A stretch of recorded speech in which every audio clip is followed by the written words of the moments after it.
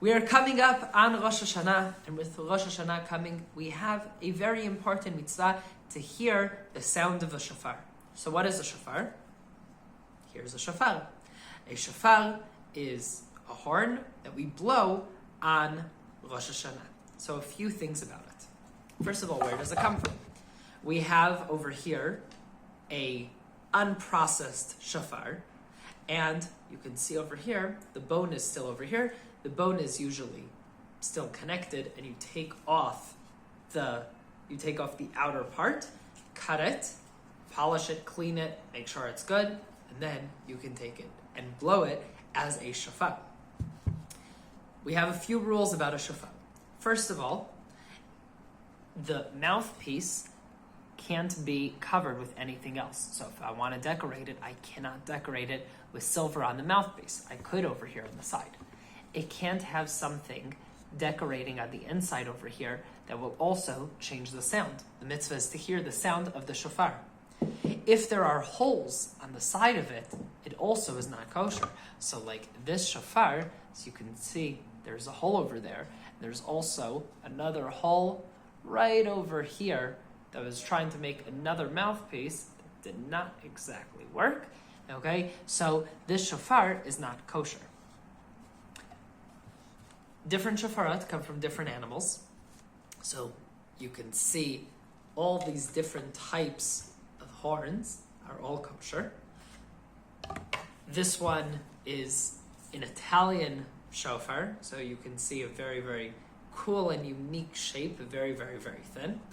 You can also tell that there was a hole over here that someone tried to cover up, but it is not kosher. It has a hole on the side. It has to come from the family of sheeps, goats, ibex, gazelles, that entire family. It cannot come from the family of cows, bulls, buffalo, etc. The reason is we are standing in front of God, and we don't want to mention our sins. One of our biggest sins in the history of the Jewish people was the sin of the golden calf.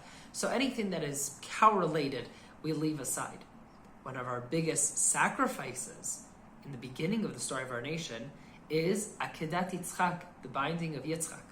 And when Avraham and Yitzchak are going, and Yitzchak is going to be sacrificed, it says that when God tells him not to, Avraham sees that there is a goat with its horns stuck inside a bush, and he brings that as a sacrifice. So from that place we say that those types of horns bring God pleasure and remind God of the good that we're doing, especially on these days of judgment and very, very serious times. It's important to remember that and have that in front of us. So now we hear on Rosh Hashanah a certain amount of sounds.